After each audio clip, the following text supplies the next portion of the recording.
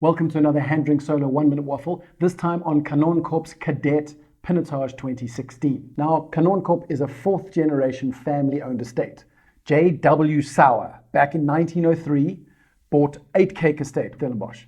J.W. Sauer had a son, Paul Sauer, who is probably more famous as a wine than an actual man. The Paul Sauer Bordeaux blend from KANONKOP was the first wine in South Africa to officially receive a 100-point rating from an international critic, or the second wine, depending on your criteria for legitimacy of a critical rating. Anyway, Paul Sauer then had a daughter, Mary Sauer. Mary Sauer married a guy called Jannie Krieger. Jannie had two sons, Paul and Johan, who now own KANONKOP. So family history aside, KANONKOP is kind of a big deal in South African wine. Their offices smell of rich mahogany. Their website slogan reads, "Where the big guns roar." And look, you can't really write that without sounding a little self-important, but if anyone can get away with it, it's KANONKOP.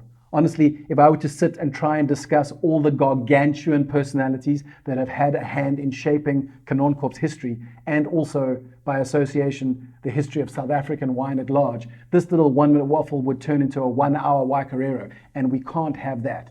But just as a short list, Paul Sauer, Boland Coetzee, Beyers Truter, who then went on to found the famous Beyerskloof estate, and of course KANONKOP'S current winemaker, the legendary Abrie Beeslaar, have all been involved at some point or other in the history. So yeah, KANONKOP, where the big guns roar. Now, KANONKOP'S Kadette range was their bid to show the world that they could indeed produce a decent bottle of wine for less than 400 Rand a bottle. And they're right, they did. But more than making a decent wine at incredible value, they also made a wine, by accident or not, that can age for years. I hope that if you've had the 2013, which was also in the month's wine subscription, you will have realized just how good a KANONKOP Kadette Pinotage can taste after 8 years, and easily another 3 on that. So if you take nothing else away about the 2013, remember that this 2016 may well have that same aging potential. And what of this 2016? Well, obviously it's 100% Pinotage. 2016 itself was a vintage that was in the middle of possibly the worst drought in the last 100 years in the Cape Winelands, which means that yields would have been lower, but concentration in those sorts of vintages is often higher.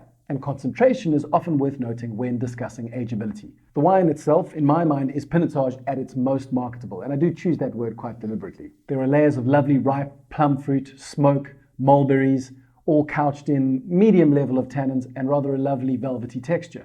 The wine is a crowd pleaser, to be sure, but as a side note, in light of all the hoo-ha about coffee Pinotage, this particular one pairs absolutely terribly with a cup of black coffee. If you decide to drink this guy rather than to save him for another 3 years, be sure to leave a review on the website. And if you have any questions about the wine, leave them there and I'll be sure to get back to you.